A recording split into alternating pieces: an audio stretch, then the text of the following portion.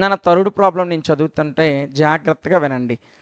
Diagonals AC and BD of a trapezium ABCD with AB is parallel to DC intersect each other at the point O using a similarity criterion for two triangles so that OA by OC is equal to OB by OD. నాన్న ఇది ఎక్కడైనా చూసినట్టుందే, చూసారా చూడలేదా?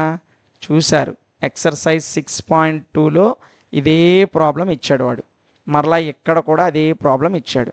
Example problem కూడా ఇలాంటి problem ఉంటుంది. Exercise 6.2లో 9th problem ఈ problem ఒకటే. ఓకేనా? అయినా సరే ఇక్కడ మరలా చెప్తాను. ఓకేనా? జాగ్రత్తగా చూడండి నాన్న. సొల్యూషన్ అని రాయండి. సొల్యూషన్ అని రాసి వాడు ఇచ్చింది ఏం రాశాడు, వాడు ఏమి ఇచ్చాడో రాసేయండి. గివెన్ ట్రెపీజియం ఏబిసిడి ఇచ్చాడు, అది రాసేద్దాం. గివెన్ ఏమిచ్చాడు? ట్రెపీజియం ఏబిసిడి ఇచ్చాడు. Trapezium ABCD. మళ్ళీ ఇంకా ఏమన్నాడు? అండ్ డయాగోనల్స్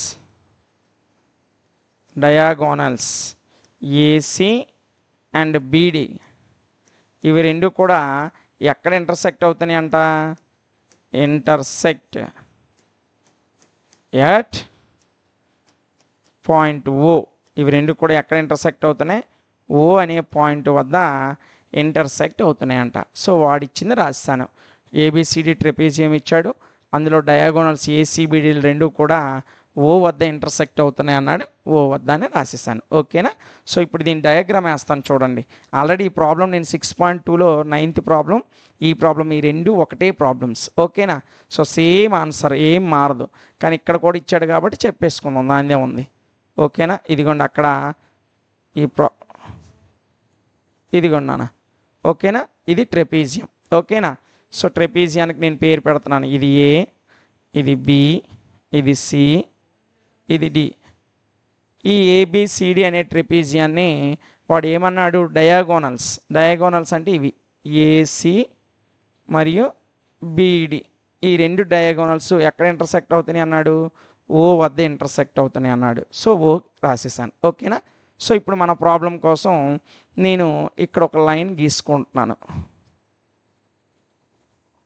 లైన్కి దీనికి నేను ఏం పేరు పెట్టానంటే ఇది డి, ఇది ఈ అని పేరు పెట్టా. సో నేను డ్రా చేసినటువంటి లైన్ని డిఈ అని పేరు పెట్టాను. ఓకేనా? ఆ పాయింట్ ఇక్కడ రాసేస్తున్నాను. కన్స్ట్రక్షన్ దీని నిర్మాణం ఏం చేశాను చూడండి. కన్స్ట్రక్షన్ ఏం చేశాను? Draw A line through point O and parallel to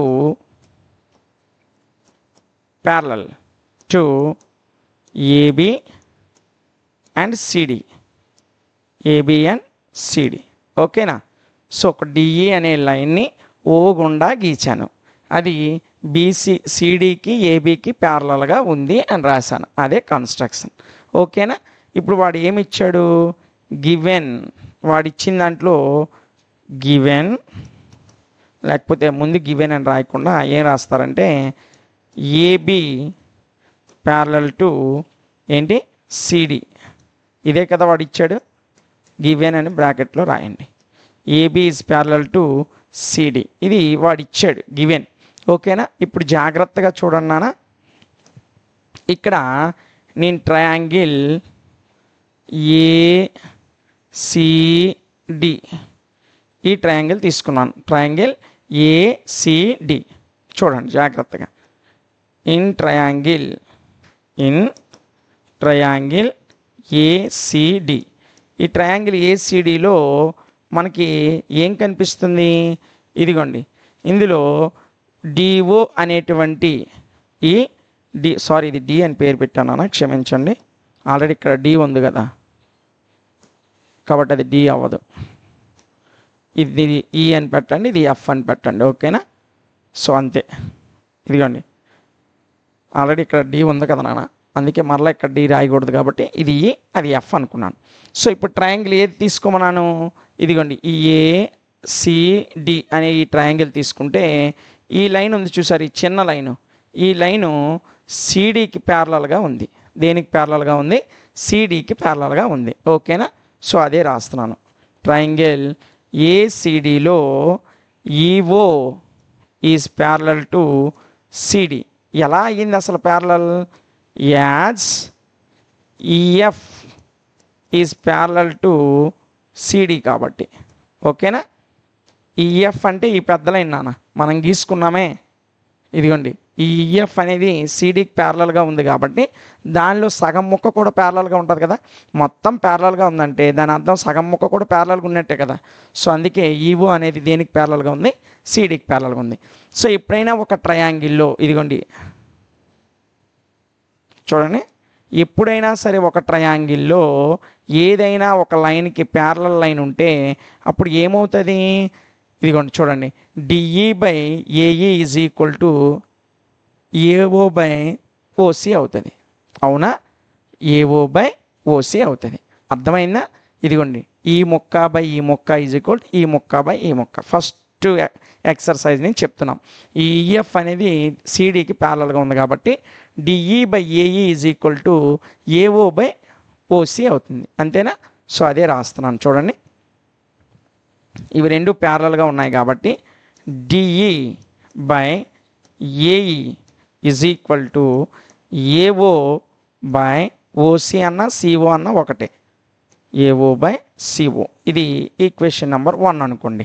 ఓకేనా, ఇప్పుడు ఇంకొక ట్రయాంగిల్ తీసుకుందాం. In triangle ABD. ఇప్పుడు ఏబిడి ట్రయాంగిల్ తీసుకున్నా, ఇదిగోండి ఇప్పుడు జాగ్రత్తగా చూడండి నాన్న, నేను ఎక్కడ గీస్తానో. ట్రయాంగిల్ ఏబిడి ఇలా ఈ త్రిభుజం తీసుకున్నా. ఓకేనా, ఏబిడి ఇందులో కూడా ఈఓ అనేది ఇప్పుడు దీనికి ప్యారలల్ ఉంది. ఇందాక ఇలా తీసుకుంటే ఈఓ అనేది సిడికి ప్యారలల్ అయింది. ఇప్పుడు నేను ఇలా తీసుకుంటున్నాను కాబట్టి ఈఓ అనేది ఏబికి ప్యారలల్ అవుతుంది. ఓకేనా, సో అదే రాస్తున్నాను చూడండి.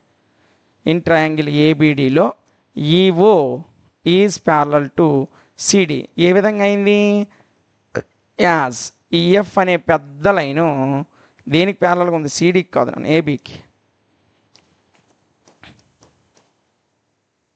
EF is parallel to AB. ఓకేనా, ఈఎఫ్ అనేది ఇప్పుడు ఇది ఇటువైపు ప్యారలల్గా ఉంది. ఇదిగోండి ఈ ఏబికి ఈ ఈఎఫ్ ఈ సగం లైన్ అనేది ఈ పెద్ద లైన్కి ప్యారలల్గా ఉంది. ఎందుకు, ఈ ఈఎఫ్ మొత్తము ఏబికి ప్యారలల్గా ఉంది కాబట్టి ఈ ఈఓ కూడా దేనికి ప్యారలల్గా ఉంటుంది, ఏబికి ప్యారలల్గా ఉంటుంది. సో అదే రాశాను. ఓకేనా, సో ఒక సైడ్కి ఇంకొక కొత్తగా గీసినటువంటి ఒక లైన్ ప్యారలల్గా ఉంటే అప్పుడు వాటి సైడ్స్ యొక్క రేషియో ఏమిటి అవుతుంది, ఈక్వల్ అవుతుంది. కాబట్టి ఇక్కడ కూడా DE by AE is equal to BO by DO. ఓకేనా, చూడండి డయాగ్రామ్ చూస్తే మీకు అర్థమైపోతుంది. ఇదిగోండి ఇది ఈ ట్రయాంగిల్లో, ఇదిగోండి ఈ ట్రయాంగిల్లో ఈఓ ప్యారలల్గా ఉంది కాబట్టి ఇదిగోండి డిఈ అనే ఈ మొక్క DE by AE is equal to DO by BO, BO by DO, BO by ఇదిగోండి ఈ మొక్క బిఓ ఈ మొక్క డిఓ. ఓకేనా, సో అదే రాశాను, జాగ్రత్తగా చూడండి. దీన్ని ఈక్వేషన్ నెంబర్ 2 అనుకోండి. సో ఇదేమో ఈక్వేషన్ నెంబర్ 1, ఇదేమో ఈక్వేషన్ నెంబర్ 2. ఇక్కడ DE by AE value AO by CO అని వచ్చింది. ఇక్కడ DE by AE value BO by DO వచ్చింది. ఇది డిఈ బై ఏఏ, ఇది డిఈ బై ఏఏ. సో ఇది దీనికి ఈక్వల్, ఇది దీనికి ఈక్వల్ అంటే ఈ రెండు ఏమవుతాయి, ఈక్వల్ అవుతాయి. సో అదే రాస్తున్నాను. From 1 and 2, from 1 and 2 1, 2 equation నుంచి AO by CO is equal to BO by DO. ఓకేనా, సో వాడు మనకు చూపించమనేది ఇదా, ఇది కాదు. కాబట్టి ఇప్పుడు ఏం చేస్తానంటే ఈ సిఓ ఇక్కడ ఏమవుతుంది, డివైడ్ అవుతుంది, అటువైపు వెళ్తే మల్టిప్లై అవుతుంది. కాబట్టి నేను ఏఓని అలాగే ఉంచాను. ఈ బీఓ ఇక్కడ మల్టిప్లై అవుతుంది, ఇటు వస్తే కిందకు వచ్చేస్తుంది బై బీఓ. ఈ సిఓ అటువైపు వెళ్తే పైకి వెళ్ళిపోతుంది బై సిఓ. చూడండి ఏఓ డిఓని అలాగే ఉంచా, ఇక్కడ మల్టిప్లై అవుతున్న బీఓని ఇటువైపు వస్తే డివైడ్ అవుతుంది కాబట్టి కిందకి తీసుకొస్తా, ఇక్కడ డివైడ్ అవుతున్న సిఓని అటువైపు తీసుకెళ్తే మల్టిప్లై అవుతుంది కాబట్టి పైకి తీసుకొస్తా. సో వాడు మనకి ప్రాబ్లంలో ఏం ప్రూవ్ చేయమన్నాడు, షో దట్ అని చెప్పి ఏం చూపించమన్నాడు, ఇదిగోండి show that AO by OC is equal to OB by OD. నాన్న ఇక్కడ వరకే, ఇంతకుముందు లెక్కలో ఇది చూపించమన్నాడు కాబట్టి నేను ఇది రాశాను. సో వాడు ఎక్కడతోనే ఆపేశాడు, ఇదిగోండి మనకు అదే వచ్చేసింది, వాడు అడిగింది ఇక్కడే వచ్చేసింది. ఓకేనా. సో ఇంతకుముందు 6.2లో ఇక్కడ వరకు చూపించమన్నాడు కాబట్టి క్రాస్ చేసాం, ఇప్పుడు అది అవసరం లేదు, వాడు అడిగింది ఇదే, ఇదిగోండి ఏఓ బై సిఓ. ఏఓ అన్న ఓఏ అన్న ఒకటేనా, ఓఏ బై ఓసి, ఇదిగోండి ఓఏ బై ఓసి, ఇటేమో బీఓ బై డిఓ. ఓకేనా. సో ఇది థర్డ్ ప్రాబ్లం యొక్క ఆన్సర్ నాన్న. ఓకేనా. హెన్స్ ప్రూవ్డ్ అని రాయండి, నిరూపించబడింది, hence proved. So third problem కూడా మనం ఈజీగానే చెప్పేసుకున్నాం. ఇంకా నెక్స్ట్ ప్రాబ్లం ఏంటో ఒకసారి చూద్దాం నాన్న.